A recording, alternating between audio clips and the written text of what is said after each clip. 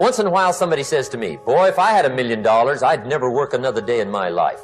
That's probably why the good Lord sees to it they don't get their million, right? They'd quit. They'd quit.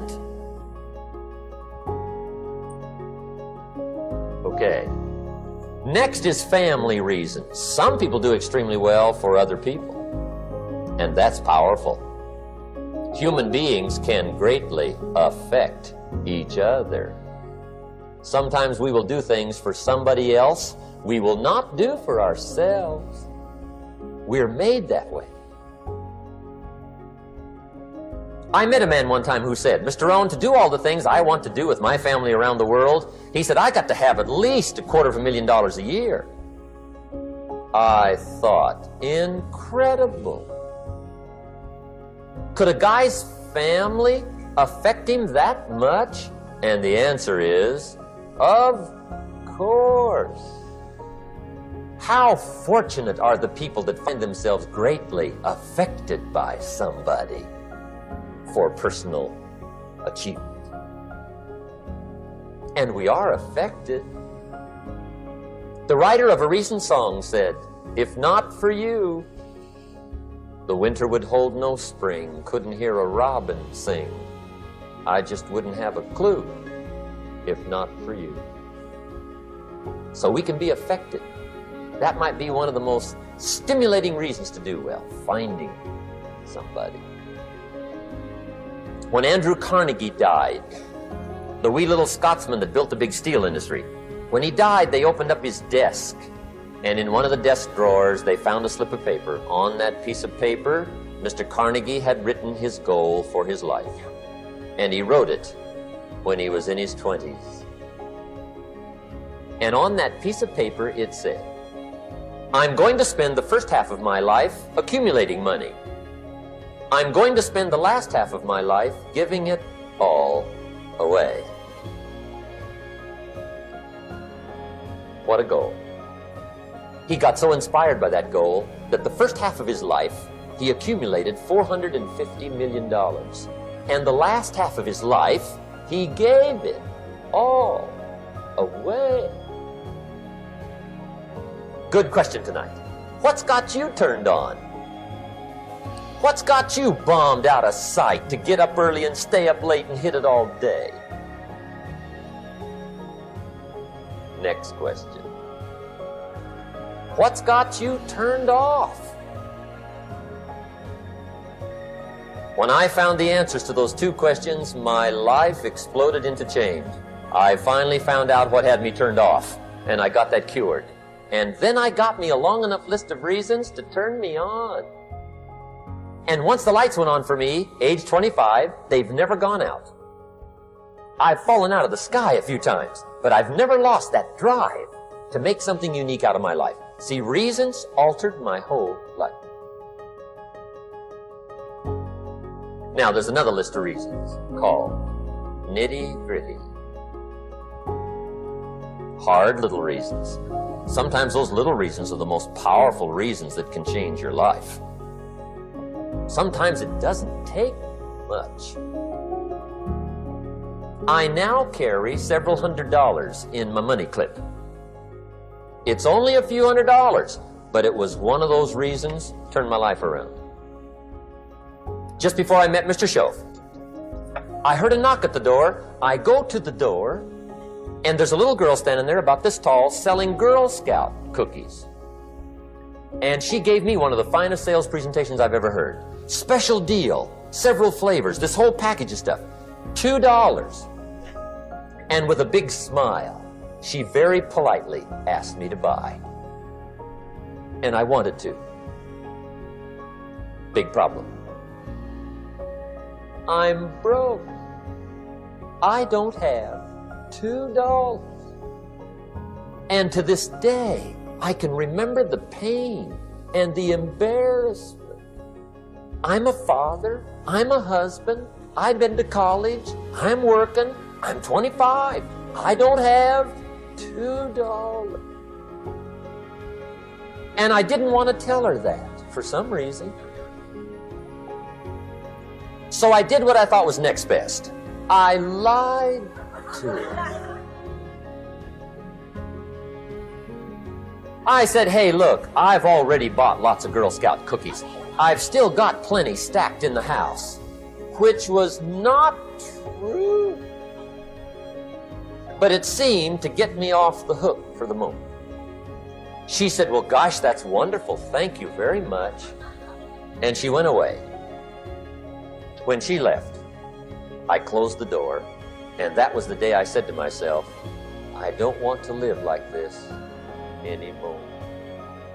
I've had it with lying, and I've had it with being broke. I'm never going to let this happen to me ever again. I promised that day I would work as hard as possible and would always carry plenty. It took me a little while, but now I do. It was one of those reasons. And I guess I carry plenty for two reasons. One is the way it makes me feel, but also in case I bump into another Girl Scout selling cookies. Right? I'm ready. I was speaking at a school once. I was talking to the students. The principal was mortified with my message because I was telling the truth. I was telling the kids, your education is important, but your education is not the most important thing in your life. I'm sorry, it's not. Your dream is the most important thing in this world. Principal came up on the stage while I was speaking. Don't ever say that to my school again. Well, I'm just telling you, dog. You can save your kids a lot of pain if you ever talk to them about their dreams. You got to talk to young people about their dreams. If you talk to kids about their dreams, your dreams can spur you to get the education. But if you never find out what a child is dreaming about, you can't hold their attention. It's the dream, man. You got to dream about something so big that it dwarfs all your fears. The way you overcome fear is with your dream. You got to make your dream so big that nothing matters except that dream. You're willing to do everything that's necessary. I was listening to Will Smith the other day. Will Smith said the best things in life is on the other side of fear. It's on the other side of fear. But fear freezes people, man. The fear of failure freezes people. Suppose I don't do it. Well, you might not make it. But I got news for you. If you don't do it, you damn sure ain't gonna make it. Faith is the substance of things hoped for and the evidence of things not seen. I talk to so many people who get older, like some of us are, and they've lost their faith. Well, faith is really simple. Faith is the substance of things hoped for. All that means is in the beginning, you just hope something pop off. You know, you just kind of hope something happened for you. I was hoping I would get on TV.